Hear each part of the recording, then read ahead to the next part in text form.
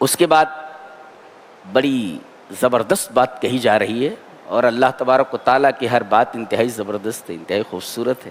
فرمایا ان الذين يكفرون بالله ورسله ويريدون ان يفرقوا بين الله ورسله ويقولون نؤمن ببعض ونكفر ببعض ويريدون ان يتخذوا بين ذلك سبيلا، جو لوگ اللہ اور اس کے رسول کا انکار کرتے ہیں، ایک اصول ہے جو رسولوں کا انکار کرے وہ اللہ کا انکار کرنے والا ہے۔ کفر بالرسل کفر باللہ، رسولوں کا انکار اللہ کا انکار ہے، یہ اصول ہے۔ اگر کوئی آدمی رسولوں کا انکار کر دے تو سمجھو اس نے اللہ کا انکار کر دیا۔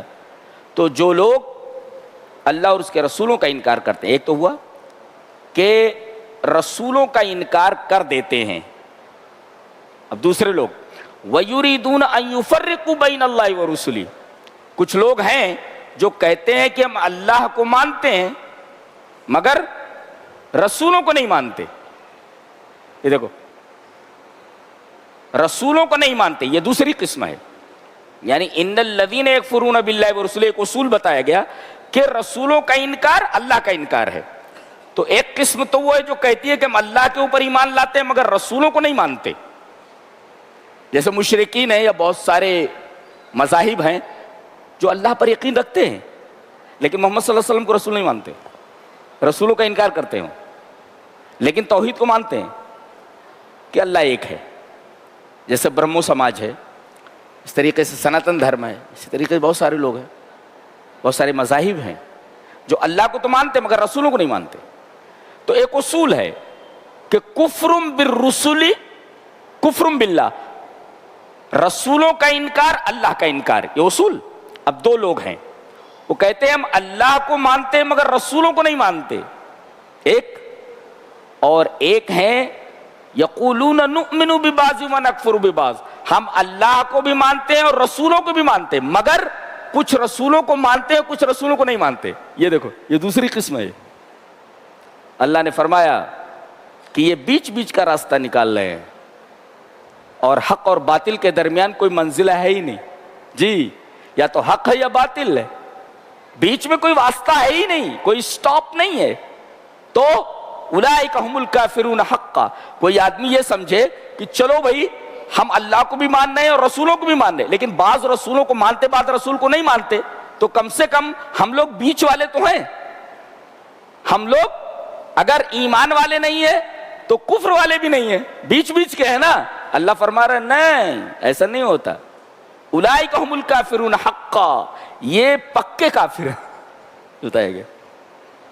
تو سمجھ میں آ گیا نا، رسولوں کا انکار اللہ کا انکار۔ اب دو قسم کے لوگ ہیں، وہ کہتے ہیں ہم صرف اللہ کو مانتے ہیں رسولوں کو نہیں مانتے، یہ بھی پکے کافر ہیں۔ کچھ لوگ کہتے ہیں اللہ کو بھی مانتے ہیں رسولوں کو بھی مانتے، لیکن کچھ رسولوں کو مانتے ہیں کچھ لوگ رسولوں کو نہیں مانتے، یہ بھی پکے کافر ہیں۔ گویا کہ یہ دونوں فرقے یہ بیچ بیچ کا ایک راستہ نکال رہے ہیں، اور اللہ فرما رہا ہے بیچ میں کوئی راستہ ہے ہی نہیں، کوئی واسطہ کوئی ہے ہی نہیں، یا تو حق ہے یا باطل ہے۔ فماذا بعد الحق الا الضلال، حق کے بعد کیا رہ جاتا ہے سوائے گمراہی کے؟ یہ بتائیے۔ اس کے بعد یہودیوں کی ایک شرارت کا ذکر ہے، وہ کہتے ہیں کہ محمد یہ کہتے ہیں صلی اللہ علیہ وسلم کہ ان کے اوپر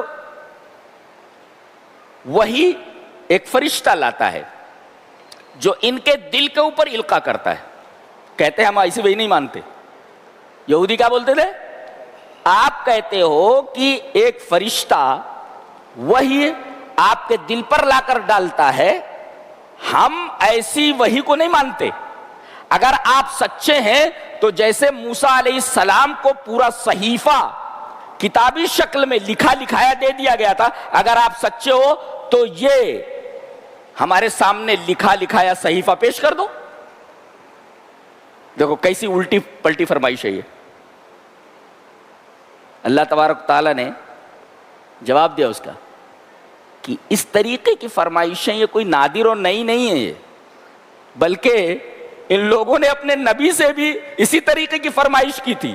یہ تو فرمائش کچھ بھی نہیں ہے، انہوں نے تو یہ کہا تھا ارین اللہ جہرتن، براہ راست اللہ کو ہمیں دکھا دو، ارین اللہ جہرتن۔ تو یہ جو فرمائش آپ سے کر رہی ہے فرمائش کچھ نادر نہیں ہے، یہ فرمائش اپنے نبی سے کر چکے ہیں. کیسی؟ کہ ہمیں اللہ کو دکھا دو, ہم اپنی آنکھوں سے اللہ کو دیکھ لیں.